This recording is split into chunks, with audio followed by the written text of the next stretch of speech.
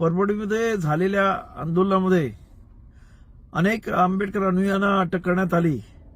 त्याच्यात एक दुर्दैवी सोमनाथ सूर्यवंशी याचा पोलीस कस्टडीमध्ये मृत्यू झालेला आहे आणि तो अत्यंत संशयास्पद आहे।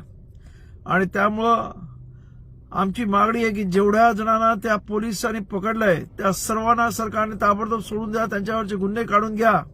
आणि ज्यांनी भीमसैनिकांना अत्यंत निषेधार्थ अशी मारहाण केलेली, अत्यंत अत्याचार केलेले आहेत, त्या पोलिसांवरती ताबडतोबीनं चौकशा लावा। आणि उद्या माझा आंबेडकरी समाजा नव्हे तर या इथं जे जे संविधान प्रेमी आहेत त्या संविधान प्रेमी सर्व जनतेला आव्हान आहे की उद्या आम्ही 16 तारखेला या संविधान वाचवण्यासाठी आणि संविधान विरोधी काम करणाऱ्यांच्या विरुद्ध अख्खा महाराष्ट्र बंद करत आहोत। आणि त्या महाराष्ट्र बंदला सर्व संविधान प्रेमी जनतेने पाठिंबा द्यावा आणि या बाबासाहेब आंबेडकरांच्या भीमसैनिकाला संविधान वाचवण्यासाठी शहीद झाला त्याला भावपूर्ण आदरांजली श्रद्धांजली व्हा, एवढं आव्हान महाराष्ट्रातल्या जनतेला करतो।